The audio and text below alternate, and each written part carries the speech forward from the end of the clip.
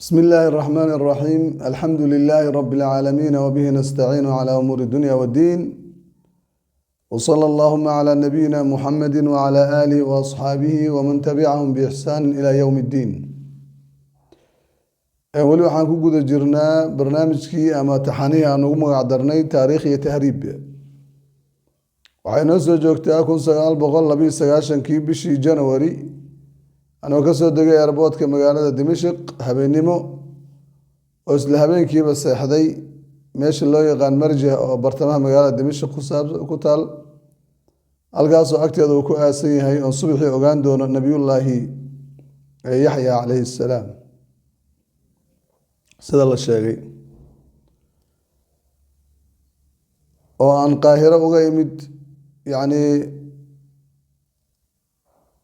tigidkii hore aan watay oo transitka hore ula soo gudbay iyo nimankii dhalinyarada ahaa aan qaahiro isku barannay taariikhdoodii aan fahmay xaaladoodii oo iyagu markii hore ila noolaan laakiin markii dambe iga dhuntay waxaan xasuustay xataa gabaygii ninkii Soomaaliga uu oran jiray ninka uunina burunjiga iga cuno ii bariidinayay wax walba wax kale aan ii tarayn beerka ka ogsooni niman wax kale u maanan bay ahaayeen cunto cunaan kaliya markii ay ogaadeen xaaladdeeduna ciriiri gashana way kala dhunteen waxaa la yiraahdaa saaxiib ma kaasoo kale waliba iga dhuuman jireen waagii dambe oo markii ogaadeen ayaanaan sii joogan wali xaragoonayo waxba iga qasneen bay yaabeen waana intii ninka odayga aan la noolaa wadadaas wali ma iloobin waana u abaalgudaya gooray ahaataba haddaan kari karo haddii ana odayga hadduu dhinto xataa wiilashiisina arkaan jeclaa mustaqbalka 10 shaaric Tiiba wadada Tiiba la yiraahdo 10 nambarka 10 baan kaga taalay xaafadda muhandisiin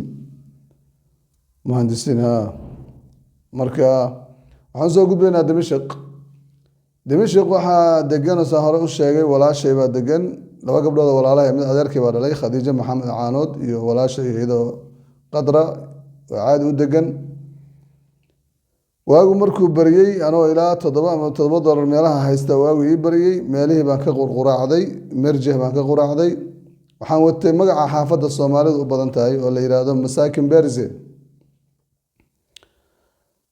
meeshii baan maxaan u raacay basas aada dadkaan weydiiyay carabta Masaakin Berze baaburka la tilmaamay waa raacay markaan tagay baan arkay dhowr Soomaali oo carrada marmaraysa waan salaamay waxaan eri markii ID-gii waan la soo baxay qoladaas igu raadiya gabadha aan weydiiyay qudheedaaba tiri aniga qoladaas yaa raadinaysaa hebel iyo hebel dadkii aan rabay waan sii sheegay marka iyadu waxay ahayd gabadhu waxay ahayd qabaa'il kale oo aan reer diiniga ahayn isla reexaanka kuwa kale ay tilmaantay meeshii baan imid iyagii baan reer Kooshina iyo meel fadhiyaan ugu imid waa salaamnay nin waa iswaji garanayna xamar baan ku arki jiray waa reer Kooshin diini iyo qolo kale ayagoon reer abtiga iyo reer siyaada waa sheekaysanay waa soo quraacdaan waa mahadsantiin quraac bay macna isiyaan marka waxaa la yiri dadka raadinayso waxay degan yihiin Cabdi Cali Magan waa gabadha walaashay ninka qabay iyo xaafadda safiirku degan yahay oo safaaraduhu degan yihiin oo la yiraahdo Masda Jabal marka iska joog maanta beritoole iska aadmay isla maanta inaan xagga aadaan rabaa si aan u soo waayahay baa la yiri qof baa la igu daray xaafaddii kale aan soo aaday Masda Jabal adoo masaajiduna la tilmaamay agsi deganaayeen kadib isla markiiba gurigii waa helay gabdhii waa islaanay qolkayga waa la dejiyay inaan sii socdo safar ayaan sheegay marka maasha Allah soo dhawow baa la yiri diyaar garow cusub baan bilaabay marka hadda iyo Dimashq waa caasimadii dowladda Umayyiinta taariikh hore weyn bay leedahay waxaana la sheegaa magaalada adduunkeena iyada ugu horeysay dad kale mu'arikhiin waxay yiraahdaan maya waxa ugu horeysay magaalada Sanca ee Yemen Dimashq waa halka uu ku soo degi doono nabiyullaahi Ciisa alayhi salaam aakhir zamaanka sida nabigu sheegay salawaatullaahi wa salaamu alayhi حديث صحيحة دمشق ومجالسها قديمة لكن waxaa haysta niman shiica nooca loo yaqaan calawiyiinta madaxweynuhu markaa wuxuu ahaa nin shuuciya oo haddana shuuci dhinaca buu ka yahay waa mulxid shiicana ku abtirsada awayaashii ka soo horjeedaan nusayriyiinta kuwa la yiraahdo waa xaafid al-Asad wiilka hadda jooga aabihii wey hadda Bashaar al-Asad baa haysta aabihii waxaa la oran jiray xaafid al-Asad magaalo dhan oo dad sunniyiin ay lahaayeen deganaayeen buu 82 dhulka ku daray oo xero military u bedelay hal toddobaad baa madaafiic lagu garaacay magaaladii Xamaa waxaa la yiraahdaa dad yar baa ka baxay nolol uga baxayba maasatul Xamaa kutub la yiraahdo laga qoray dadka Quraanka akhriyay 82 bishii Febraayo ayaa aad loo xasuuqay nin aad u xun buu ahaa marka dictator adag waxaan anagu dictator lama dhaho Soomaaliya marka loo fiiriyo carabta dictatoradooda wuxuu saga ekaanaya kan Soomaaligu kaaba qabiil maxaa yeelay meeshaas waxaa arkaysaa ummad dhan oo waxba laga reebin iyo qofkii dowladdu qabsatoon dib loo arag wixii waa wada dictator wada calmaaniyiin wada shuucilaa ku kala daran yihiin ninka Suuriya jooga aad buu u daraa marka maadaama qabiil yar uu ka dhashay oo la oran jiray Calawiyiintu waa dad boqolkiiba 10 miyay ka yihiin Suuriya qabiil ahaanba maahan caqiide ahaan Faransiiskii baana wadanka gacanta u geliyay oo sunniyiintu boqolkiiba 70 ka badan baa laga ilaalinaya waxaa kaloo degan Kiristaan waxaa degan kuwa la yiraahdo Yaziidiyiin shayaadiinta caabuda iyo kuwa Kurdiya Suuriya waxyaabaha aan ku arkay oo la yaabay waxaa ka mid ahayd masaajid baa laga adimay waa la aqimay ana ag maraya annaguna maxaan naqaanaa masaajidin laga aqimo la adimo oo iska galnaa iska tukanaa wax kala diin iyo wax kala caqiida ma aan arki jirin Soomaaliya hadaan nahay waagi dambaan ogaanay in suufiyadu baadi yihiin oo dad badan ay ogaadeen ku baraarugeen ninka salaadiisa ka ilaalsada nasiib buu leeyahay waa la shirki leeyahay laakiin sida dhaqankeenu ahaa waxa weeye hadii la adimo la aqimo waa ku leexan jiray deentana waxba iska fiirin bay heeraan sheegay wali cudurkii irjaagan ahay qofkii ashaataba iska muslimaan dhigi jirin alxamdulillah ilaahay waana kala bar ummadii markan masaajidkii baan ku leexday ilaa waa nusayriyiin waa calawiyiin nin baa aqimay dadkii waa iska taagtaagan yihiin anna safkii baan soo galay markuu salaada xirtaan xabadka gacmaha saartay nimankanu gacmahaba kor uma qaadin kulligood indhahay igu gubayaan maqribkii weeye faatixadii buu akhriyay aamiin baan iri keligay kaasa war meeshaad soo gasho waa maxay weligeena shiica ma arag oo wax xoogaa aan is-inkirno suufi baan arki jiray xadradiisa iyo khuraafaadkiisa laakiin shiica si kale u tukanaysa maan arag oo shiica way oon maqli jirno un markii salaadii la gaaray taxiyaadkii baan farta taagay haddana ashhadu an laa ilaaha ila allah mid ugu dhawaaba farta intay qabto saas ii marooji fartii aan taagu ku dhegay inuu iga jabiyo ku soo fartii aan ka dhibsaday haddaanan salaad ku jirin cunaan ku dhufan lahaa laakiin waxaan isir ninkan hadduu mar dambe gacanta kula soo aado halkaa curcurkaan raba looto inaa uga dhufto waa iska celinaya ilaa ninkan waa idii fartana waa xanuujiyey inay jabtay ku dhowaat ilaa fartaan la taagayo oo ashhadu la leeyahay caybay u yaqaanaanba inaad aflagaadeynayso diintii iyo ilaahay bay u haystaanba oo naga nagu ceebeynaya salaadii baan ka baxnay salaad waliba waxay akhrinayeen aan garan waaye oo ay ku hayaano ninka xataa imaamka faatixada ma wax kale akhri waa garan waaye shiicadu dhagaxaan bay hortooda dhigtaan baa la oran jiray dhagaxna ma arag dhagax isna cashariyada isticmaasha kuwan waa nusayriyiin waa niman rumaysan adduunkaba cali baa abuuray subxaan allah gadaal baan ka baran doonaa waxan calina markuu adduun ilaahay lama magac buu leeyahay dheheen allah iyo cali subxaana maliki lquduus subxaan allah dabeedna wuxuu soo diray cali baa nebi maxamed soo diray rasuul ahaan usoo dirayba nebi maxamedna salmaan farisi buu sii wakiishay camas bay ku tasbiixsanayaan oo laga wado caynku waa cali miimkuna waa muxamed siinkuna waa salmaan been abuurka intaa laga mara nusayriin baa la dhaha maxamed ibni nusayr in la yihahda raaceen ayagoo calawiyiin bay isu yaqaanaan laakiin ahlusunna waljamaaca kutubtooda waxay u yaqaanaan nusayriin kufaar buu ku tilmaamaa ibnu taymiya dadka ugu xun iyaga iyo duruusda iyo oo duruusna waddanka waxbay uga nool yihiin lankasta libnaan u badan yihiin waxba yaana war idinku daaline nimanka sheekadooda un baan maqli jire mar alla markii salaada laga baxay saas intay istaagaan saas safka ugu soo jeeston fiiri mid geeskaa fadhiya yaa walad rox hanaag rox yani bax waaye wiil yo naga dhex bax uu yidhi markaasaa man antum alastu muslimiin soo muslimiin ma tihiin maxaa adinka bax ma dhahaysaan weli ma fahamsan waxaan waxay yihiin ninka farta u dhagay keligiisaan moodayaa inuu dambiile yahay marka nin odaya gadaal ka soo istaagay wuu arkay inaan ka baxsanahay khadka oo dadka yaqaana iyaga kuma jiro ajnabina aan ahay mineen anta xaggee ka timid buu yidhi asana min asoomaal asamicta calawiya qad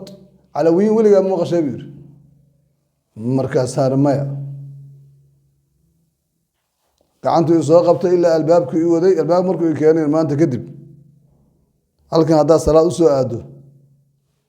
aday kuu taala yaa weylek yaaban baan baxay ninkaan waaba iga celiya waxaa laga yaabaa inay tumi lahaayeenba tartiib buu ii soo wada isaga aamusiyey oo isxanaajinayay calawi waxa la yidhahdaan sii baaray oo marka dambe waxay noqotay masaajidkii laga aqimo warwaayo inaan yaa waaye ilaa wixii waa kufaar weeye shahaadanaya haddana waa mushrikiin tukanaya ninkii dhulkaa maray wuu garan lahaa masalatu atawaquf watabayun maanta inay sharci tahay laakiin waxaa la yidhi jiir haan ku weynaaday waxba ma oga jiirku markuu haan ku weynaado adduunka o dhan haantaasu moodaya haddaad carada martood baqdaad tagtood dimishq tagtood qaahiro tagtood aragto qaahiro waxaan ku arkay niman kiristaan oo khamiis wata oo taariq bale taariq assalaamu calaykum buu ku dhihi yaa akhi min ayn ant muslimun anta buu mid igu yiri ma muslim baad kaasana nacam wa anta lasta muslim nacam ana akhuuka masiixi kula ana walaalka kiristaan ahay buu yiri khamiis weyn oo gaduudan buu wataa waxaa dusha u saaran koofi weyn oo koofida azhar oo kale ah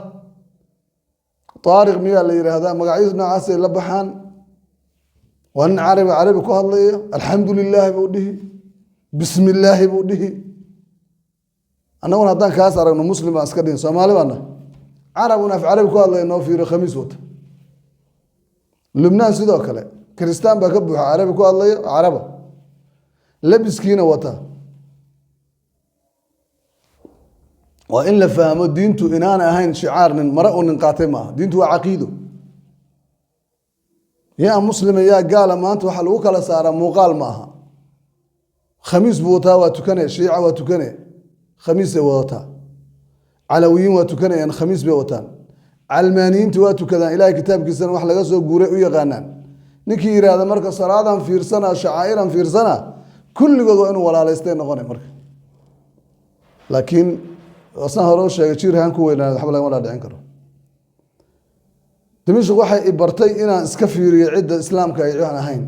la kiristan baa jooga dimishq waxaa kaloo jooga calawiyiintan oo nusayriyiintii oo kufaara duruus baa joogta niman la yidhaahdo suufiyadii baa jooga nooc googo-ay oo nin buutii la yidhaahdo oo amiir u ahaa buutii hadda ayaan dhaweyto meesha ku baktiyey suufigii weynaa ee ashcariga ahaa aada u dhibsan jiray towxiidka oo isagoo bashaar al asad la jira dhintay buutiya ayaga waxay u yaqaanaan halyey suufiyadu isaga iyo aljafari midka hadda noole yemaniga xabiib aljafari baa la yidhaahdaa oo aada loo waweynayo waa ninka yidhi awliyadu waxay awood u leedahay inay ilmo caloosha ku abuurto ayuu meel banaana ka yidhi laakiin suufiyada caalamku halyey buu u yahay madaxayna ku sitaan brofayladu u saaran yahay ilaahay muwaxidiin ayaga fahme allah keeno waxyaabihii dimashq ay bartay weeye xagga diinta inaan qolo walba maxaa tahay baad dhihi qofka muslim hadduu dhaho muslimkee waa inuu ku dhaho sunni baan ahay sunnigee suufi waa inuusan ahayn salafi yahay markaasaad leedahay balans waraysan meesha annagu yaa tahay yaa kasii tahay aan isdhahno xagga diintaadu maxay tahay anaa muslim markuu ku yidhaahdo wa min ayi muslimin anta baa muslimkee waa muslimkaas ku dhihi anaa nusayriy calawiy hadduu ku dhaho maca salaama dhawaa ka tegeysaa la tukan mayso walaalkaana maaha janaasadiisna ma tukanaysa suufiyadina waa joogaan niman salafiyiina oo ibnu taymiya xertiisii waxbareen iyo ibnu qayim aljawsiyana waa dhooban yihiin inkastoo laga badan yahay waxaan kaloo suuriya kula kulmay suuriya waxay leedahay dimishq qadiim iyo dimishq oo jadiid ah oo cusub yani casriga dambe oo muraayadahan iyo diyaarahan dabaqyada leh tii qadiimka ahayd baan aaday marka si aan usoo barto ilaahay amarkiisa taxi baan taxiyana inta lacag siiyaan jamada qadiimka igee ma lagu noolyahay ma lagu noolu dhaa maxaa karta halka waa laga guuray waa hore waa mahjuur aniga igee baan iska dhaaf meeshii baan tegey hal albaab iyo laba albaab ila laga galo gudaheedu waa wada mugdi nalal ma leh waa dhulkii hore oo dhoobo iyo ka samaysan dhagaxaan iyo dhis isku xiran wixii baan dhex lugeeyey waxaas leeyahay dhulkii saxaabadu ay mari jireen waay markaasaan ka bahallayna iga soo baxaan cabbaar markaan ku socday mana aqoono toosh iyo waxbaan soo qaadan lahaa dib baan uga soo baxay cabbaar baan daawado waa ka soo lugeeyey kadib baan gaari soo raacay waa waxaan kusoo arkay dimashaq waxaan kaloo isku dhacnay odaygii safiirka soomaalida meesha joogay xog waxaa la gaarsiiyey ah wiilkan yari wuxuu wataa baasaboor diblomaasi ilaa dhalinyarada markaan sheekaysanayno maxaa ku timi aniga waa ku faanayaaba sidinoo kale ay malaysan diblomaasi aan iska dhihi labaa xogtii ma qarin wixii baa isgaargaaray soomaalidii odaygii baa warku gaaray xasan muuse tarey baa la oran jiray odayga safiirka soomaalida meesha ka odaygii nin buu ii soo diray wuxuu yidhi ha ii yimaado anna ma ogi hawshaan in igu colaadinaya baasaboorkaygii iyo barnaa bulaygii waxaygan soo qaatay labiskaygii waxaan u joogaa dimashaq hadda lacag inaan aruursado oo si aan safarkayga usii wato ee wax kale hadda aan meesha ka sameynaya ma jiraan xafiiskii baan ugu imid ken buu yidhi baasaboorka diblomaasiga ken buu yidhi oo nairobi ka soo iibsatay waxaan ku yidhi baasaboor aniga aan leeyahay adig kuma siinayo ujeedda kaleod iigu yarta ii sheeg waa lagu xirayaa buu yidhi haddaadan baasaboorka keenin dowladdaan kuu gudbinayaa dowladduna haddii aan mar iraada ninkan wuxuusan ahayn buu sheegtay dibdama laguma arkaayo hadda u sheegana saaka maxaa saa ugu dhiiran tahay buu yidhi laba diblomaasi baa nahay aniga adiga waddanka sharci baan ku soo galay diblomaasi baan ahay adna diblomaasi baa tahay hadday i weydiiyaanna dee dowladda adig ku siisay anba i siisay waa bug buu yidhi waxaa nairobi ka soo bugay yaa kuu sheegana warkaas waan maqlay buu yidhi xaqiiq maahan baan ku yidhi car dacwood waa isku qabs booskaan kugu qabsanaya safaaradnimo safiirkan waa cayaaraysaa odaygu wuu shakiyey war ninkan yaa ii keenay wuxuu u yeeray marka nin seedigii ahaa cabdi cali magan walaalkiis maxamuud cali magan oo qunsulka ahaan jiray america oo markaa meesha nala jooga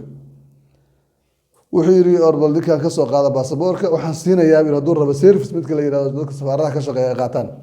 laakiin diblomaasi ma qaadan kara ninkan yarkaa ee ka soo qabta qoladaas shir ila qaadatay bal inay baasaboorka iga qanciyaan xataa lacag la ii sheego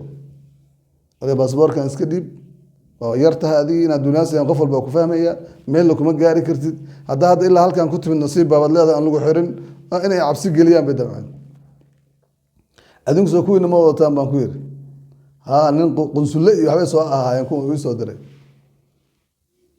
markaas yidhahdaan haa kiina waa wadataan kiina dhiib haddaan ilma yeelaysaan annagu dee dowladdan u shaqeynayna adigana wiil yaroo hadda soo baxay baa tahay dowladna umaada soo shaqeyn marka calaa ayi xaal ma dhiibayaan ku yidhi waa lagu dacweynayaa baa la yidhi dacweeyaan ku yidhi waa la ii hanjabay bas hadhow markaan soo baxna maxamuud wuxuu yidhi waa madax adagta aniyo waad ku adkaysatay baalkaaga waa ku adkaysanayaa baan ku yidhi waxaa weeye lacag baan kala soo baxay waana ku soconayaa insha allahu tacaala nina da-deeda hadda waa muuqataaba inaad yar tahay qolada aeroboortka waa arkayeen baan waxna ima dhihin calaa ayi xaal odaygii waan ka diiday odayg waa ii carooday waagi dambaa markaa niman soo wadana gurigiisa aan ugu tagna inaan raalli gelino waa sii xanaajiyey oday qaraabaan ahayn odayga waa yeelkii abaa la yidhi waa iska raalligele baasboorkaaga u diid laakiin adan raalli ah waa isku dhacana dheh xasan muuse tare waa reer waa sharmaaka waay gurigiisaan ugu tegey isagoo habeen meesha gurigiisa ku shaahaynaya oo haween badan ay soo salaameen ay ku jirto xaaskii cumar xaaji masalle iyo laba bah buu lahaa gabadhi reer warsame ayaa dadkii soo salaama anna waan soo salaamay saasuu ii fiiriyey ma wiilkiibaa uu yidhi ninkaasi aniga iskuma fiicin ninkaas iga fogeeyu dheh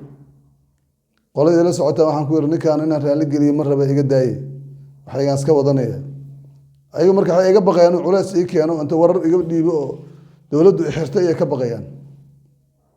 dowladduna ninkan safiir ba u taqaana hadduu war dhiibo oo wax un qoro waa khatar buu gelin karaa laakiin dowladdii asaga wax usoo dhiibatay ninkii safiir ka dhigay dowladdiisu waa burburtayba maxamed siyaad barre buurdhuuba gaduu fadhiyaa gado xamarna caydiid iyo cali mahdi isku haysta oo cali mahdi wuxuu leeyahay madaxweynean haya caydiidoo la haya maya matiida anaa kaa xoog badan anaa madaxweynaha cali mahdi wuxuu dibadda u diray ra-iisul wasaare uu doortay ninka la dhihi jiray ii sheeg cumar carte khaalib oo dibadaha wareegaya safaaradihii badbedelaya safiirkii wuxuu ka saaray safaaradda u joogay soomaalida sandheera nin la yihahdo u joogay imaaraadka wuu bedelay mid kalu geeyey kuwii joogay ii sheeg iiraan wuu bedelay saasuu u bedelayay dada marka ninka asagaaba hallu ku taaganba inuu ninkaasu soo maray ku xiran tahay meesha la yihahdo xilka ku wareeji qunsulka ku-xigeenkaaga ama hebel kale waxaana loo tirinayaaba inuu qaraabo leeyahay maxamed siyaad adigu looma imaan isagaaba naftu haysaa marka hadduu aniga buuq isku furo anigii hawshayda haddana isku sii furo dhib bay ku noqonaysaa marka waxba uma qabo yiri laakiin yaan isu imaanin ninkaas sonkorta ay u kacaysa haddaan is aragnu yiri waayaana adeer waa macsalaama muddaan meeshii joogay meel 100 ka hel meel 200 ka hel qof kale 100 ka hel mid dibadda jooga wixii asugu keenay 600 baan helay bishii marka la gaaray mars january baan soo galay ilaa 600 baa ay ururtay markan inaan dhaqaajiyaan rabaa bariga Yurub waa haystaa Turkiya marka laga tago Greece Bulgaria Hungary waan haystaa haddaan rabo kuwaas inaan ku dhex socdo ee dhex socodkooda inay kharash iga dhameeyo maahan waxa ii fiican anoo inta tiida hela toos ugu dega wadamada Yurub ta galbeed ama Central Europe xataa Switzerland iyo Austria iyo tiid baan soo goostay markii 600 ii gaadhay Haji Bus Service bas la oran jiray oo magaalada Dimashq ka baxa Dimashq iyo Istanbul 24 saac buu soconaya ayaan goost ma aqaan $40 wuxuu ahaa toddobaad adoo wuxuu ahaa ma xasuusto 500 iyo xoogaa baan xagga la tagay Istanbul 11 waxaan dhaqaaqay April ayaan ka dhaqaaqay magaalada Dimashq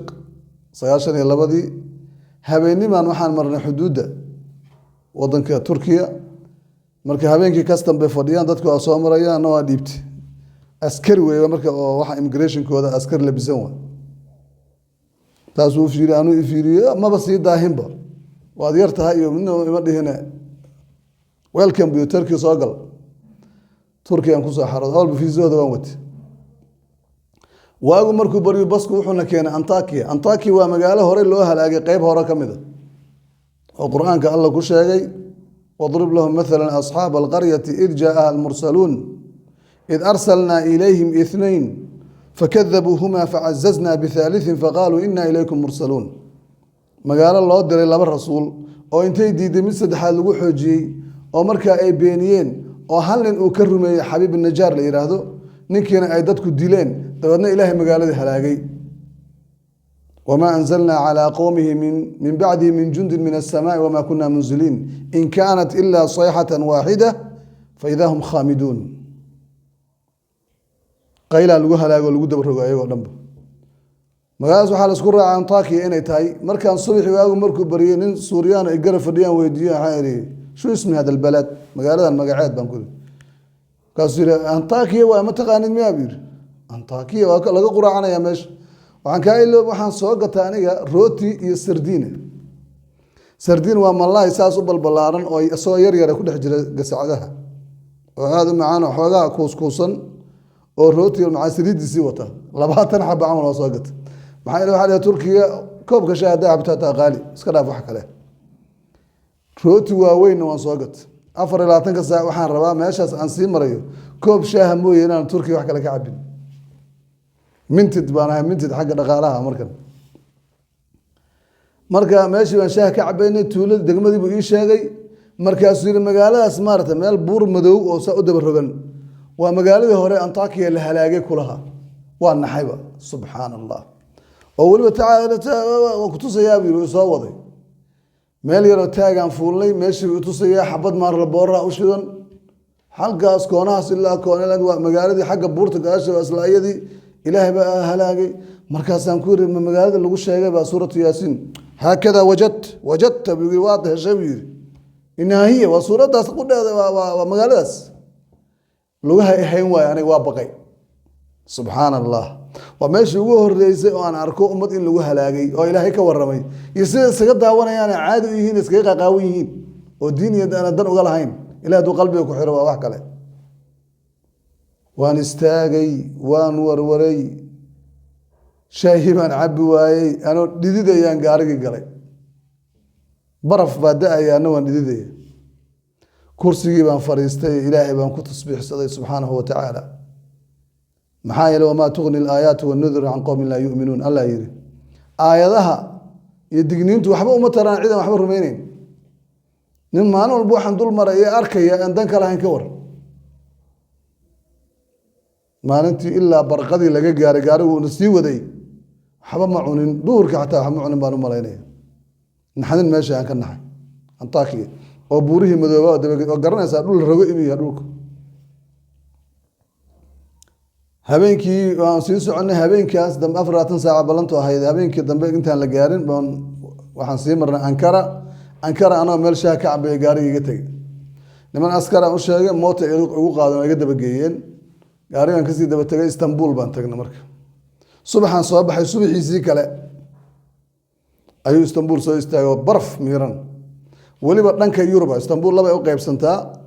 buundadan weyn Istanbul isku xirta ee la dul saaray Black Sea meesha iskaga yimaadaan badda cad iyo badda Mediterranean iyo badda Black Sea meesha iskaga yimaadaan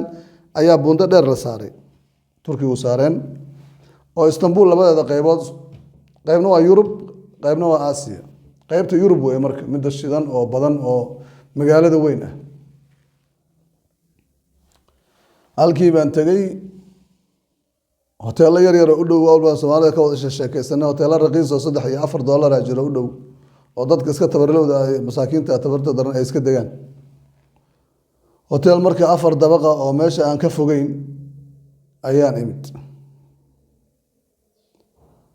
hotelka nimanka Turkiga aan la hadlaa $3 bay ugu tilmaameen lacagtii aan iska dhiibay waa degay